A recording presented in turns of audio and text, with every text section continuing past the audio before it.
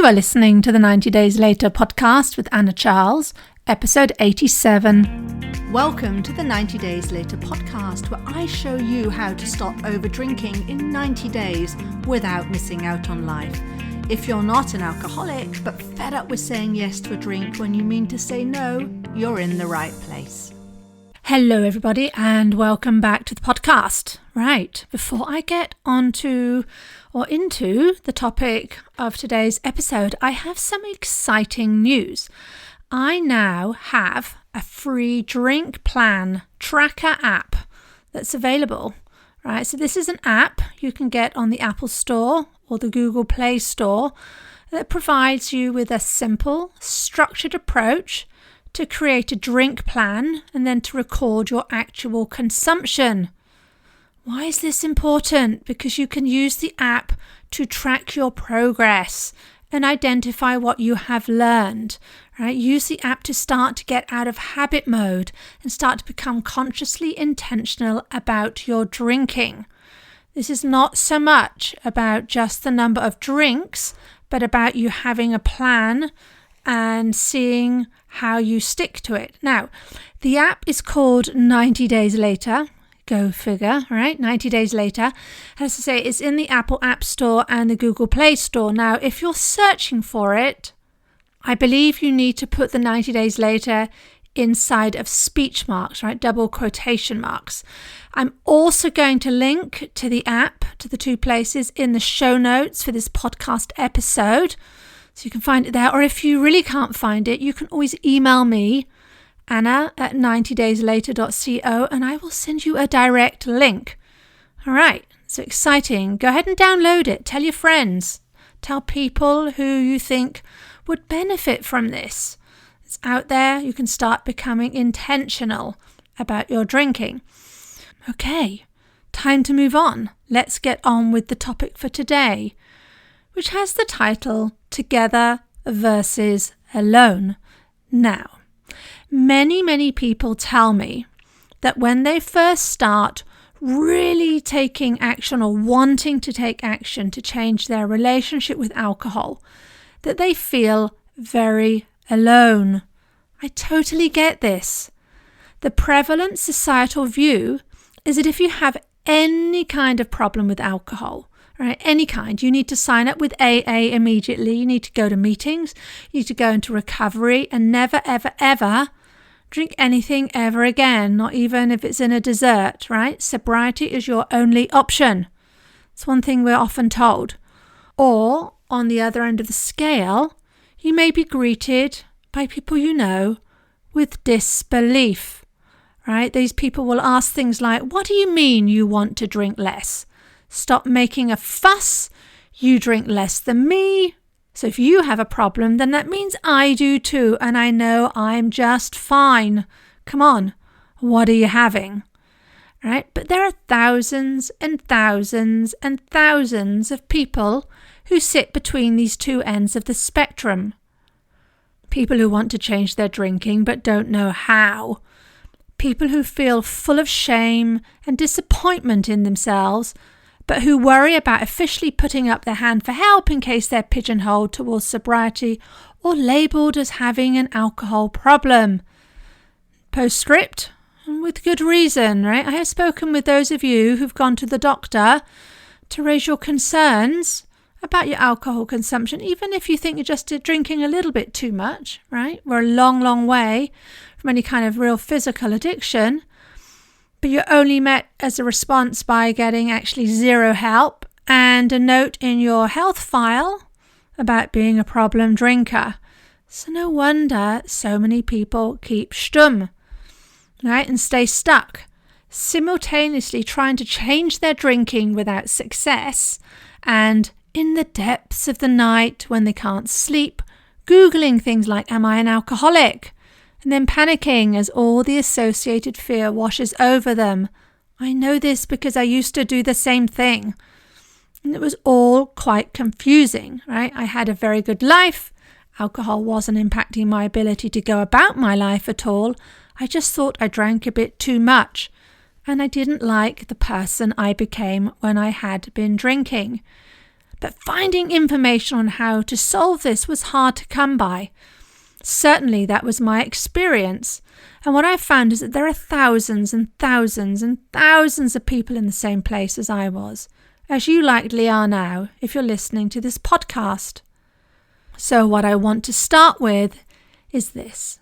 If you feel alone right now, if you feel like you can't talk to anyone in real life, right, to your spouse, your friends or your colleagues or family or anyone, if you think you're the only one suffering like you do, you are not alone. You may not know who these other people are.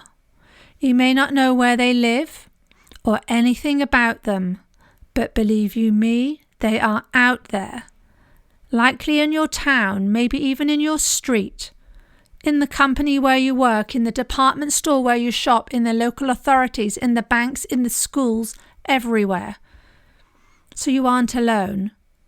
You aren't unusual, nor a problem case. You aren't broken. You haven't failed. I want you to imagine for a moment that you're surrounded by other people who want the same thing for themselves as you do. I want you to sit with that for a bit. And how does that feel? Perhaps a little bit better, a little bit calmer, certainly a little bit more hopeful. Now, the next point that I want to shout from the rooftops is that asking for help is not a problem at all. So often when people come to me and they tell me of the shame they feel at letting themselves get into this situation and why they can't just drink normally like everyone else. So here's the thing. If that's you, I get that you feel shame, but I really, really encourage you to stop judging yourself. You have recognized you need help with something, but that's a good thing. People seek help for all sorts of things in their life, to lose weight, get fit, tutor them for an exam, everything. It's just that when we seek help to change our relationship with alcohol, we get all tied up in knots. But when you learn how the brain functions, when you understand how we humans are wired, it comes as no surprise that so many of us develop habits we don't want. It doesn't mean anything has gone wrong. In fact, it means that your brain is functioning exactly as it should. So however you reach out for help, don't make that a problem. Especially because it will only slow down any progress you make. Because if we're sitting there judging ourselves, feeling annoyed with ourselves, disappointed in ourselves, right, we're not creating a motivational environment that's going to encourage us to put our best foot forward. In fact, it's quite the reverse. I want you to consider how you act if you're feeling scared and disappointed in yourself, right, in any area of your life. If you're feeling those feelings, you're just going to create more disappointment and fear, right? And then we don't make any forward movement. So really there is nothing wrong with asking for help. And there's a lot more help out there for you than just going to the doctor, going to AA, or sitting in silence and fearing the worst. But if you really don't want to tell anyone about this in real life, and even if you don't know anyone who struggles as you do, you are still not alone. And that's not just because of the thousands of people I mentioned just now who are in the same boat effectively as you, but also because you can look to yourself for company and support. This is often overlooked, but it's so important. Your relationship with yourself is the most important relationship in your life. How you treat yourself, how you talk to yourself, how you think about yourself. That is the most important relationship in your life because it impacts directly how you show up every day for yourself, for others, for your life. So I want you to consider that how you view yourself today and how you view the actions you take today are going to help you take care of yourself in the future. Your future self.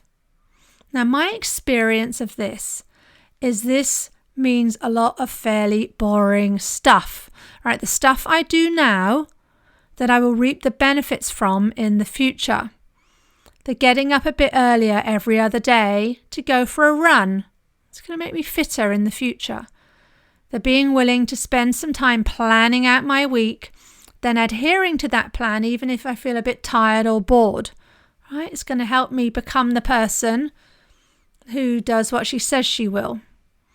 And when it came to drinking, the number one thing that I did in this area was to accept where I was, to accept, what was going on for me, accept that I might want to drink when I didn't really have one planned, accept that was going on and to be okay with that. To accept that it didn't always feel great. In fact, it often felt dreary.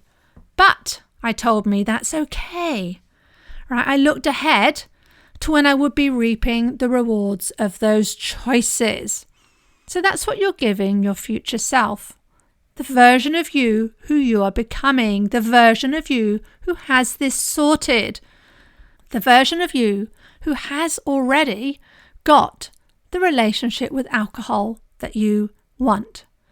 The person you're willing to do the work for right now, even if, or as I often found, especially if you don't feel like doing it. But that's okay. You can do it anyway. Because what you do today is going to help your future self. But that's not all. Because that person, that future you, they have a lot of wisdom. They're more experienced than you are today. They've practiced things more. They've allowed more urges. They've gone to the pub far more often than you have and asked for a lime and soda before they've gone on to order the wine, right? So that version of you knows so much, has experienced so much more than you have today. They have valuable insight and information. And the cool thing is that's available to you right now, even if you haven't lived it yet. You just need to ask. Now, I think I'm going to do a more extensive podcast on future you in the future, go figure. But for now, I want you to consider how you would act if you knew you could not fail. If you could step into that future version of yourself right now, as in like literally right now, to act as if you are him or her. And to actually do this as an exercise, right? To pretend. So go forward, pick a point in time. It could be next year, it could be next month, it could be 10 years from now. Pick a point in time and then imagine and act as if you are them today. Now, this may feel a bit weird, may feel a bit woo, but I got to tell you, whenever I do this, I feel different. There's definitely some power in it, and it's definitely something I use in all areas of my life. And pragmatically, for all you pragmatists out there who don't like the woo stuff as much, here are some questions that can help you to direct your thinking and feeling in a way that takes you towards your future self. I actually also use these questions to deploy future Anna's wisdom. So here they are. I ask myself, what would future Anna do, think, or say in this moment? How would she handle this situation? And then I'd ask myself, what's it like to have this behind me, this struggle, this what I'm dealing with, to such an extent that it doesn't even factor as something in my life that I pay any attention to. So for instance, I never even think about, oh, is there going to be champagne at the party? Oh, am I going to have to resist it? Oh, is it going to be, I literally don't even think about it. It's not on my radar. Right? In the same way that I wouldn't think, oh, I wonder if I've got enough cigarettes to last the night. I'm not a smoker. I don't identify as much, never have been. It's not something I think about. So go to that place. What's it like? How does life feel? How are you showing up? What are you thinking? Now, you might do this and you might only be able to stay there in that zone for a couple of minutes. It's okay. You've got to, take some practice. But do it frequently. Sort of look to that, flex on this, look to your future self, look to the wisdom that is within you, and it makes such a big difference. Now, if you do all of this and you come up with, well, I don't know, I'm still clueless, don't settle for that. Right? Really don't. So, and here's what to do. Even if you don't know the whole picture, right? You can't see yourself maybe going about at the party without freaking out about the alcohol. Ask yourself a smaller question. What one piece of advice do you think your future you would give? Right? What's the one, even if it's a tiny little thing, even if it's, for instance, when you're going to the party, have an exit strategy. Right? Have a lift home already organised so you know you're not going to be at the mercy of waiting for your spouse or some other heavy drinker until they've had enough. Right? So that's a good example of something that you can imagine today and put in practice today. You're always going to come up with something. Always. Believe me. And after that, my friend, it becomes a case of whether you're willing to take action or not. That's a whole other subject, but at least you will have an idea as to what you can try. Finally, I will offer that the best way to achieve your goals, the quickest way to transform your relationship with alcohol without feeling alone, is to coach with me, right? To do that together with me, because I know how to do this. It's my area of speciality. I realize that stopping over drinking can seem super complicated, especially if you've had many failed attempts behind you. But it's actually quite simple when you know how to do it. So what I do is initially for every client before I work with anybody is we have a 60-minute call. You're going to want to jump on this call because on it we're going to figure out all of the things that you've tried in the past or even that you're trying now, and I'm going to tell you why they're not working. Now, this is the most important thing you could ever possibly learn, why something isn't working, so that once your brain understands it, it's never going to want to do that again. And it's not just enough to know why something's not working. You need to know what to do in the future instead, right? So over those 60 minutes and that initial call, which by the way is totally free, we're going to build up a plan for you to stop over drinking. We're going to figure out why it's not working now and what you need to do to get it to start working. And I'm going to give you the entire foundation of what you actually need to do to drink less. And it's going to be super simple. It may not always be easy, but I'm telling you, it's a lot easier to stop over drinking when you have support, right? And you're going to be able to experience that on that very first call. You're going to feel the relief that comes from talking about it openly and then to moving immediately into here's what we're going to do about it, right? So if you're interested in stopping over drinking, this has been something you've been kind of nagging at you and you don't feel great about how much you drink and you don't like the way it makes you feel and behave, and all the time you're thinking, I don't know how to cut back and why can't I do it when everybody else seems to do it with ease. Well, I'm offering you deserve to have a better experience of life than that. You are not put on this earth to overdrink. It's not for your benefit and it's not for the world's benefit too. But we can start changing things around in just 1 hour. Because I know you don't want to just stop over drinking. You want to stop over drinking and be done with it so you can move on and do more exciting things rather than be worrying about this struggle. You don't want to be thinking things like, am I going to be able to resist the wine tonight? No, you want to be able to go out and just not have this in your head at all. It's just not a significant part of your life, right? You can have a great time. You can have a fantastic time with as much or as little alcohol as you desire for yourself. And we can create that for you. We can create that life for you together so you won't ever feel alone. All right, so that's it for this week. Do not forget to download the 90 Days Later app that helps you to create and track your drink plans and helps you get intentional about your drinking. All right, thank you so much for listening. Please rate and review the podcast and share with someone you love. And of course, if you are ready to get started right now to change your relationship with alcohol, go ahead and book that call with me. Go to 90dayslater.co and you'll see a button there to book a call. And I'll see you next week. If you like what you're learning in the podcast and you want to take the work further and achieve total freedom around alcohol, let's talk. I help my clients stop reaching for that first glass of wine the moment 6 p.m. rolls around and they don't miss out on life. And we do it in 90 days. The effect is permanent. Email me for more information on anna@90dayslater.co. And if you did enjoy the show, I'd really appreciate if you'd leave a rating and review to help others find the 90 Days Later podcast.